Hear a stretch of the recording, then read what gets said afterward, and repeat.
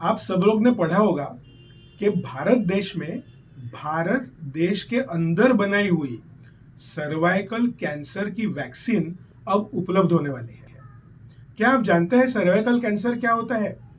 जो यूट्रस होता है या बच्चेदानी की जो थैली होती है, गर्भाशय जिसे हम बोलते हैं, उसका जो निचला हिस्सा होता है उसे बोलते हैं सर्विक्स।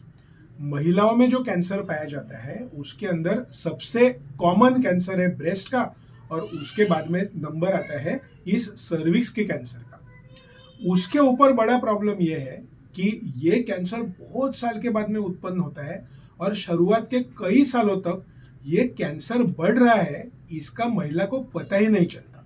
अगर उसको कोई तकलीफ ही नहीं है तो वो डॉक्टर के पास में आएगी ही नहीं, और जब वो कोई तकलीफ के वजह से हमारे पास में आती है तब हम देखते हैं कि इसका कैंसर जो है वो बहुत ही ज़्यादा मात्रा में बढ़ चुका है। तो स्वाभाविक तौर के ऊपर उसकी ऑपरेशन, ट्रीटमेंट, बहुत महिलाओं की मृत्यु भी हो सकती है और बहुत तकलीफें झेलनी पड़ सकती है। तो क्या अगर कोई एक इंजेक्शन, दवा या वैक्सीन लेने के वजह से इतनी बड़ी समस्या हल हो सकती है या टल सकती है, तो इससे ज़्यादा तो कोई अच्छी चीज़ ही नहीं हो सकती। तो क्या सच में ऐसा वैक्सीन अवेलेबल है? असल में इस दुनिया के अंदर ऐसे किस्म का वैक्सीन कई सालों से अवेलेबल है, और भारत देश में भी ये वैक्सीन अवेलेबल है, लेकिन आज तक ये वैक्सीन बाहर के देशों से यहाँ आता था और हमें वो लोगों को देना पड़ता था। तो ये वैक्सीन काम कैसे करता है? देखिए, ये जो सर्विक्स का जो कैंसर होता है उनमें से 75%, 75% कैंसर्स HPV मतलब ह्यूमन पैपिलोमा वायरस नाम के वायरस के इन्फेक्शन के वजह से होते हैं। और ये वायरस कैसे फैलता है? शारीरिक संबंधों के दरमियान ये फैल सकता है। तो इसका मतलब ये है कि ये कैंसर और ये वायरस एक से दूसरे को बहुत आसानी से फैल सकता है। तो अगर समझो ऐसे वायरस का इन्फेक्शन हो जाता है तो ज़्यादातर केसेस के अंदर अच्छी इम्यूनिटी के वजह से ये वायरस बॉडी में से एलिमिनेट हो जाएगा या निकल जाएगा। लेकिन कुछ केसेस के अंदर ये वायरस बच्चेदानी के जो थैली का मुख रहता है वहाँ ही अपना घर बना लेता है, और बहुत स्लोली करीब करीब 15-20 साल के बाद में इस वायरस से धीमे धीमे धीमे करके कैंसर की शुरुआत हो जाती है। तो अगर ये वैक्सीन हम लेते हैं तो उसके वजह से हमारे बॉडी में ये वायरस के अगेंस्ट इम्यूनिटी पैदा होगी। तो अगर ऐसा कोई वायरस अपने ऊपर अटैक करेगा तो वो वायरस अपने शरीर में बैठ ही नहीं पाएगा। अगर वो बैठेगा ही नहीं तो आगे उसका कैंसर में रूपांतर भी नहीं होगा। अब ये जो वायरस है इसके बहुत सारे स्ट्रेन्स है, बहुत सारे प्रकार है। इनमें से कुछ प्रकार जो है वो ज़्यादा कोई समस्या नहीं खड़ी करते, कुछ प्रकार है जो सर्विक्स के कैंसर क्रिएट करते हैं, कुछ प्रकार है वो दूसरे ऑर्गन्स के कैंसर्स क्रिएट कर सकते हैं। लेकिन फिलहाल में हम सर्विक्स के कैंसर के बारे में बात कर रहे हैं, इसके लिए इसको ही फिलहाल में सीमित रखते हैं। इनमें से दो प्रकार बहुत ही ज़्यादा डेंजरस है, और दो प्रकार है वो थोड़े से कम डेंजरस है लेकिन वो भी कैंसर क्रिएट कर सकते हैं।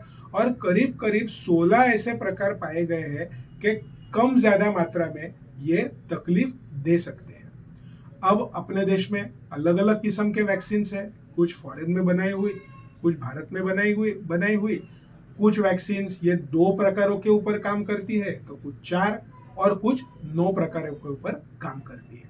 तो इन शॉर्ट में अगर कोई भी लड़की को 9 साल के बाद में, और खास करके शारीरिक संबंध शुरू होने से पहले अगर ये वैक्सीन का डोज दिया जाएगा तो आप सोच सकते हैं कि कितनी बड़ी प्रॉब्लम हम भारत देश के अंदर से सॉल्व कर सकते हैं। अब बहुत महिलाएं हमारे पास में आती है कि जिनको इन्फॉर्मेशन तो मिल गई है लेकिन उनकी ऑलरेडी शादी हो चुकी है।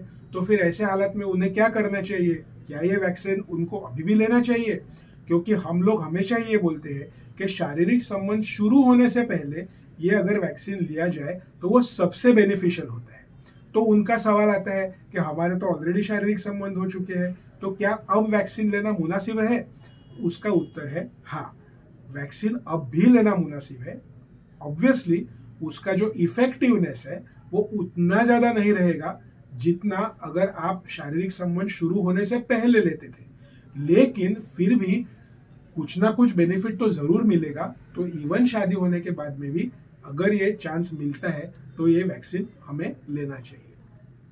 आज तक की सबसे बड़ी समस्या जो थी वो थी ये वैक्सीन के कीमत को लेके या कॉस्ट को लेके, क्योंकि ये कॉस्ट इतनी ज़्यादा थी कि एक average middle class Indian person ये बहुत बार अफोर्ड ही नहीं कर पाता था। लेकिन अब भारत देश के अंदर स्वदेशी वैक्सीन जो बनाया जा रहा है, ये वैक्सीन के वजह से ये कॉस्ट कई गुना कम होने की शक्यता है और नेचुरली इसके वजह से बहुत सारे लोग अपने बच्चियों को ये वैक्सीन दे पाएंगे। तो मेरी आप सबको ये सलाह है कि अगर आपके घर में कोई भी ऐसी छोटी बच्ची है 9, 10, 11 साल की या उससे थोड़ी सी भी बड़ी जिनकी शादी वगैरह हुई नहीं है, तो उनको ये वैक्सीन जरूर दे दीजिए।